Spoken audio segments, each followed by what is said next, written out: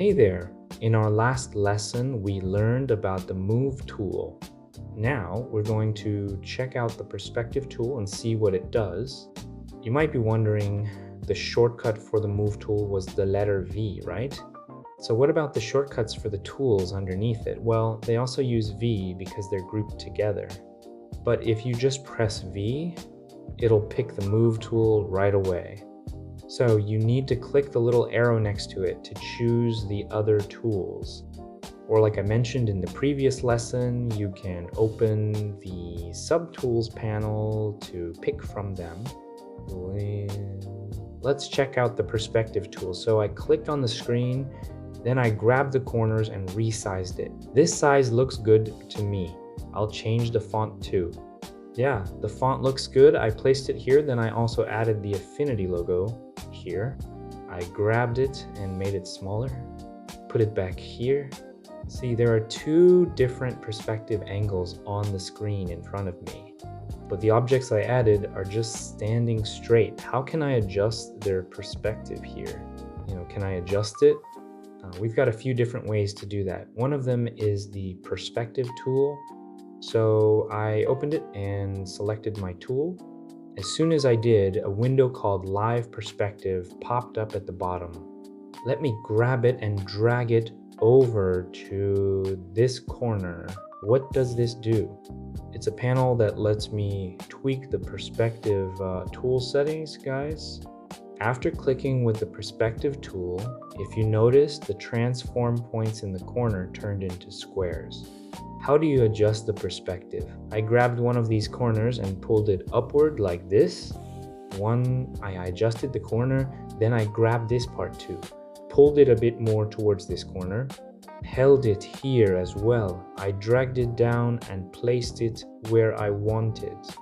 What can we adjust from this window? Let's take a quick look. I went to my panel. When I click on Show Git, a section opens up so I can see the alignments clearly. See, it's wider here, narrower there. It's better for fine-tuning the perspective, then I can delete it.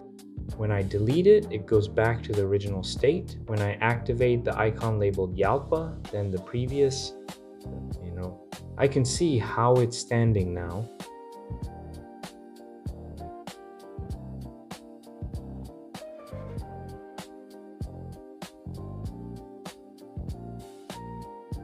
We're going to check this out. After looking at this and the perspective tool, we'll go over these two tools too. The first one is the mask tool and the second is the deform tool. What do they do? Let's start learning quickly. I've got a jar in front of me, as you can see. Looks like a jam jar or maybe a canned tomato, who knows? Then the chat ended and I got a packaging design made. I want to put that right here. Anyone who's done design before probably knows about something called a mockup.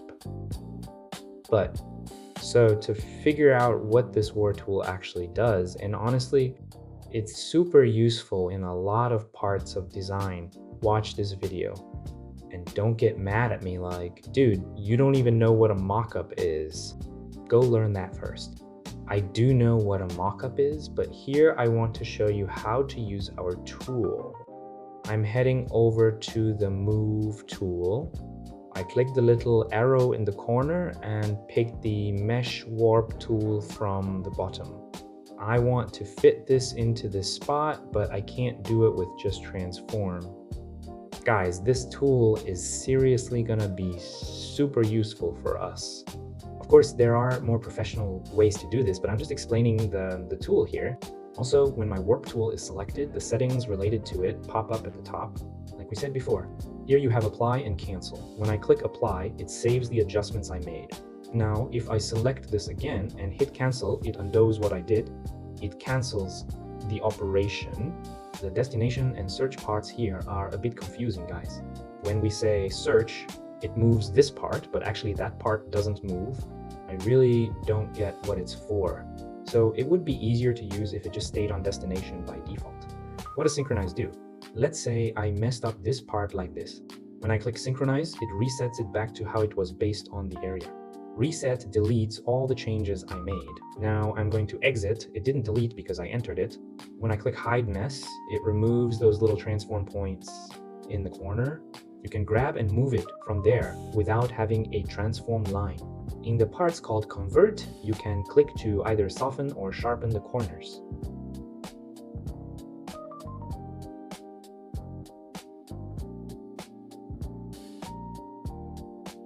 Now I'm switching to my other tool, the Deform tool.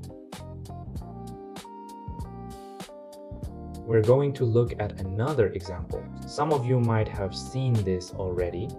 I go to my Deform tool and select it. You can assign some points here, guys.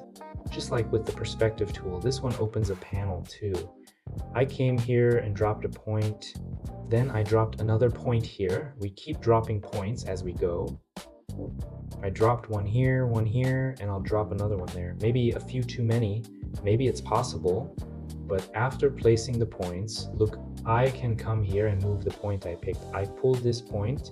Let me pull this one too. Pulled it from here as well. I'm learning by adding points one by one. There's no exact formula for this.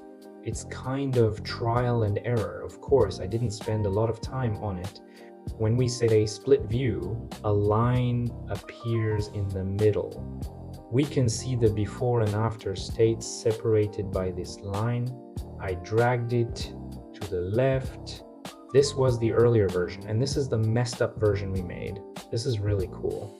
Honestly, whoever came up with this, big props to that developer. Also next to it, there's another visual feature called mirror view. On the left side, you see the work we did, and on the right side, you see the original version. Clicking the normal eye icon on either side doesn't do anything. We can see the straight work we did without any filter.